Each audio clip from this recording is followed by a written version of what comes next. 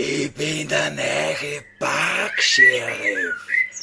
Mein Vorgänger, ihr habt's am kennt, den mit den Tuteln.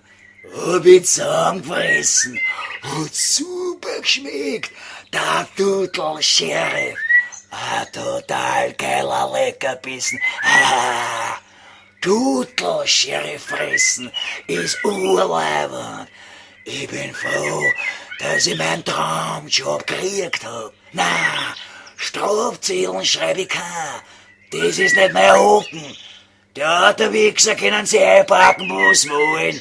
Wo scheiß ich mich um Halteverbotszonen oder Parkscheine? Meine Aufgabe ist, wenn ich einen Tutel-Sheriff in mein Revier erspähe, muss ich ihm sofort zusammenfressen.